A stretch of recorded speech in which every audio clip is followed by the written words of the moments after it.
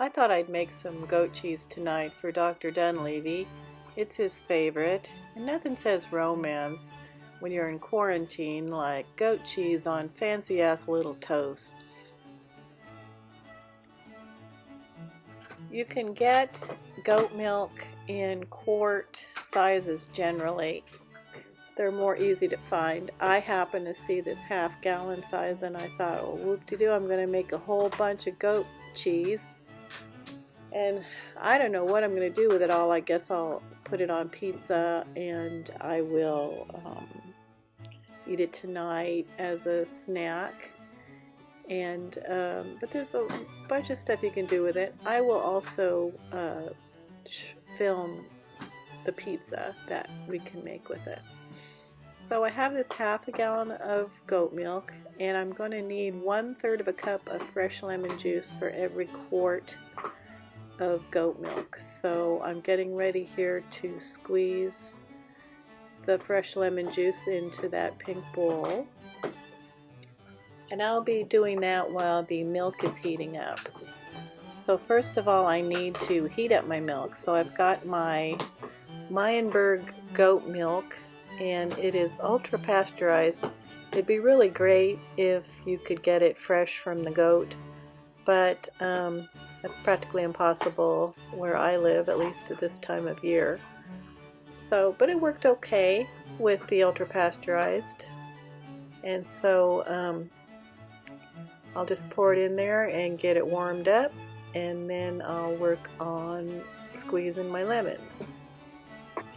Now you want to warm it up on medium heat till it reaches 180 degrees, and it'll start bubbling around the edges, a little bit of foam around the edges, but you don't want it to boil. Now if you are working with fresh goat milk, you probably do want to make sure it gets up to a certain temperature, but I think 180 is fine, maybe 185. And I'm using a candy thermometer that I paid decent money for. You want a good thermometer for cooking. And the first thing you do when you get home is you make sure that boiling water says 212 degrees, because a candy thermometer or a thermometer that does not read properly is perfectly worthless. So make sure you have a good thermometer. Now these temperatures are in Fahrenheit because I am here in mid-America. It would be 100 degrees for water boiling at Celsius. Who knew that? I did not know that until I just looked it up. That's why 100 is 100 in Celsius, because that's at the temperature that water boils. Isn't that cool? I think that's kind of cool. Anyway, also you want to figure out what 180 degrees Fahrenheit is in Celsius, and I will tell you that right now. So that would be 82.2 degrees Celsius for those of you in other parts of the world than the United States. You don't have to use a thermometer. My point was that if you're going to use one and you need one for certain things like candy, you got to get a good one. But in this particular case, you can kind of tell when the milk is about the right temperature when it gets those little bubbles around the outside. I started out, I wasn't going to use a thermometer, and then I decided I'd better. So here I am preparing my lemon juice, and in a second I will go and get my thermometer.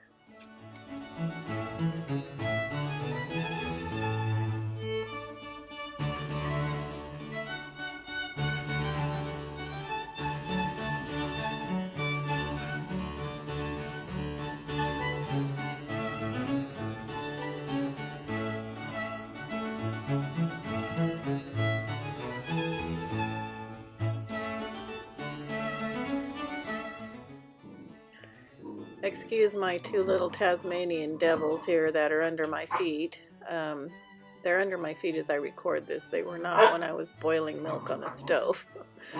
But you want to stir it on occasion, the milk on occasion, to keep it from scorching on the bottom of the pan, which it shouldn't if you're only cooking it at about a medium heat.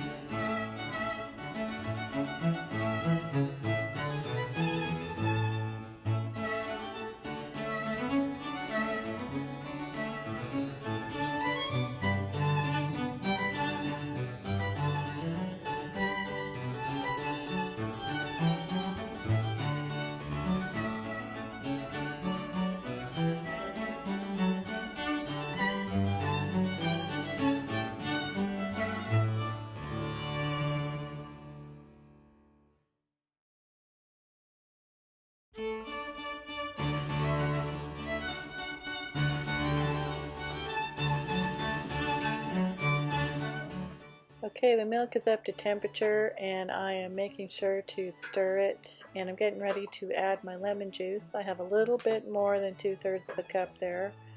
I just wanted to use up all of the older lemons that I had in the fridge.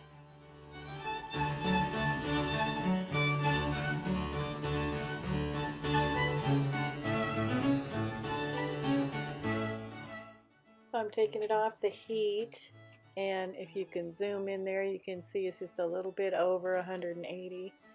It's between 180 and 185 degrees Fahrenheit, a little bit over 82 degrees Celsius.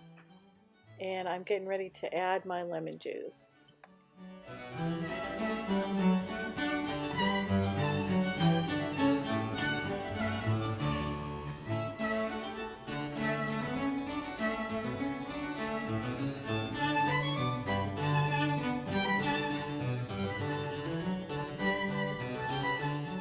So I'm just going to stir it in a little bit, and then I'm going to set a timer for 10 minutes, and I'm just going to let it sit. Don't touch it.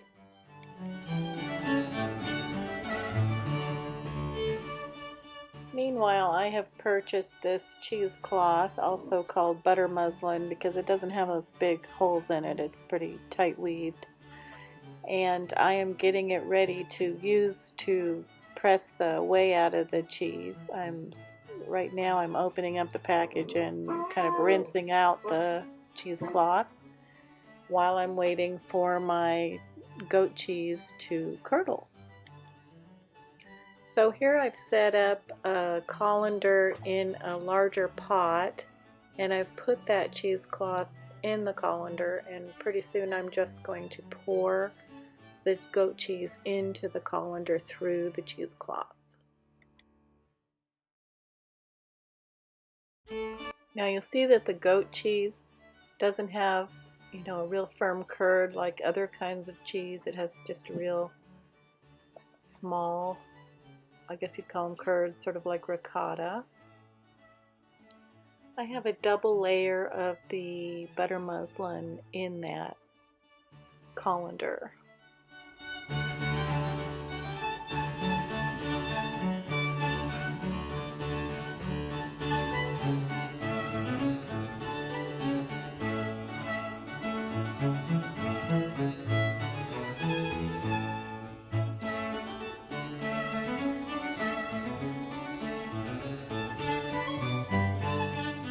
So the liquid that's coming out of the curdled goat's milk is nice clear whey, and the solid milk fats are staying in the butter muslin there.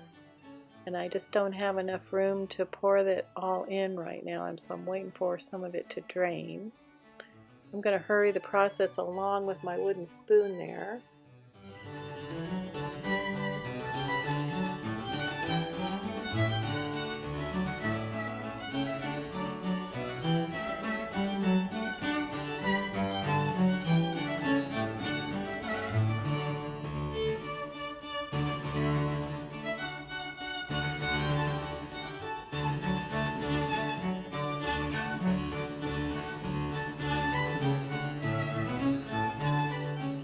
So now I'm worried that the whey is going to be, too deep for any more of it to drain. So I'm going to try and move it over to the other pot here in a second.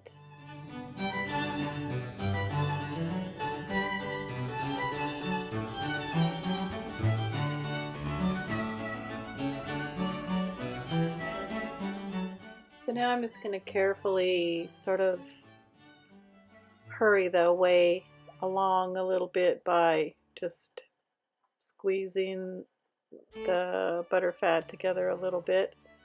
Not the butter fat, the milk fat together a little bit while it starts to drain. And now I'm just going to kind of scrape some of the areas where it's kind of clogging the butter muslin with the wooden spoon, and I'm going to try and get some off the edges here where it's obviously above the rest of it there.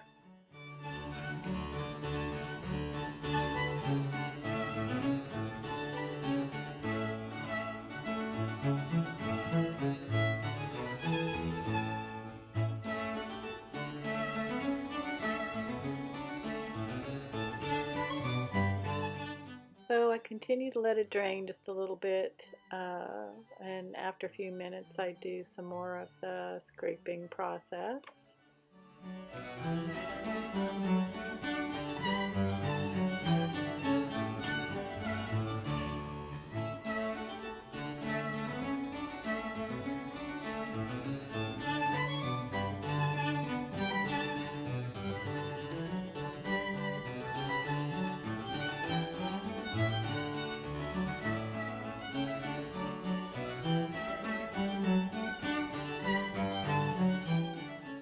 So after a minute I can carefully pick that up because it's pretty hot, and I can start to squeeze it a little bit.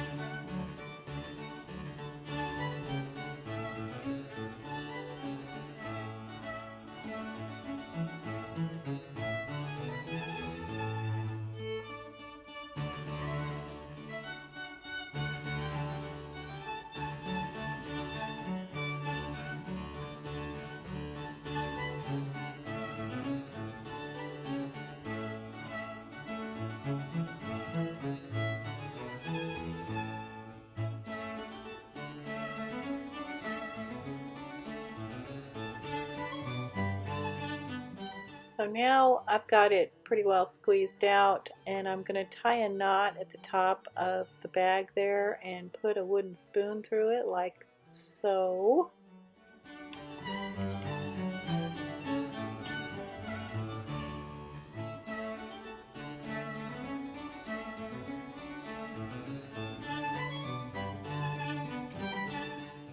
And the pot was too short to just let the spoon rest with the bag, so I propped it up on a couple of olive oil bottles there. And I'm just letting it drain for a little while longer.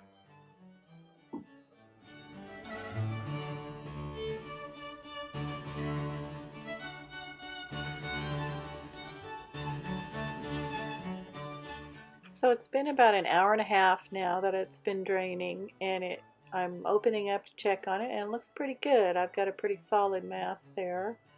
I'm going to scrape some of the extra off of the butter muslin and put it on the rest of it in the bowl there. And then I'm going to be sure and rinse that out, because if I don't, I'm going to have basically butter muslin full of cement by morning.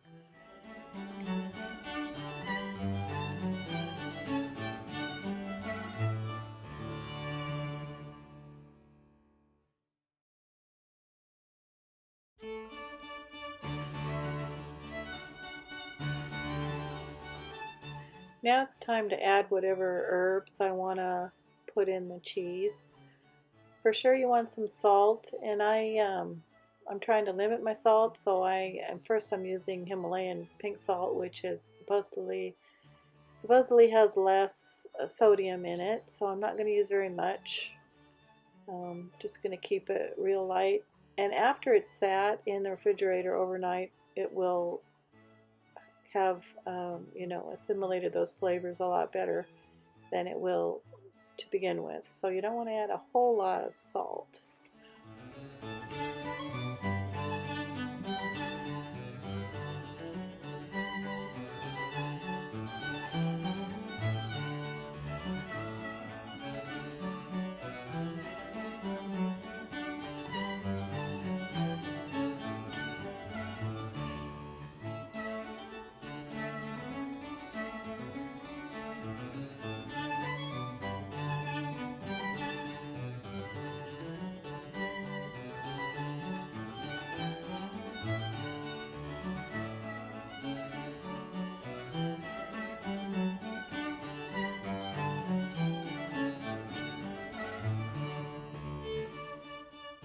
Okay, I've got all the salt I need, so now I'm going to roll it into a little log, and you can see how much I have there. I've got a whole bowl, and just a little spoonful there, maybe a couple of them. Well, actually it was just pretty much one big spoonful.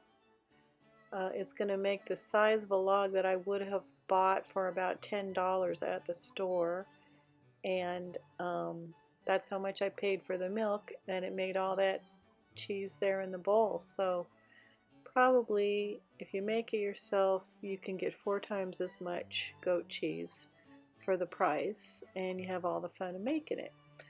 Anyway, I'm going to try and roll it into a nice little ball or little log there, and then I'm going to cover it up with herbes de Provence.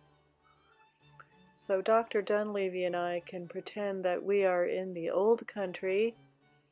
Herbes de Provence are it's an interesting blend. It has lavender in it. It probably doesn't taste like much of anything that you've had in America if you've never had it before. But it just really goes well with goat cheese. So I'm going to try it here. This is some that I got at Target. So I'm just going to sprinkle it in the bowl there and kind of roll that little log around in it until it's all covered up and pretty.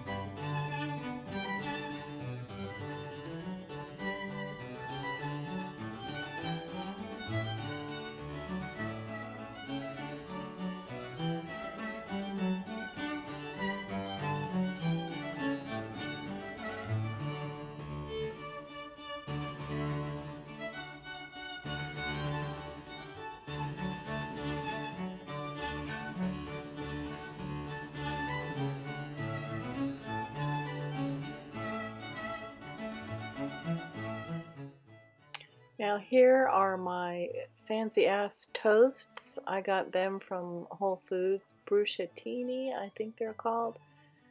I really like them. I just get the plain olive oil, but there's also garlic and I think, salted that you can buy, and they just go really well with the goat cheese. You can also make these. That is a $5 bag there, so unless you want to go, crazy for your quarantine, you might want to make your own little toasts out of just a plain baguette, cut up and sprinkled with olive oil and garlic and salt and pepper maybe, and toasted or broiled under a broiler for a few moments. Delicious. Don't forget, quarantine is a French word. I hope you like this video. Please share it with your friends and subscribe. It really helps me make a living without a job. Take care and be well. See you soon.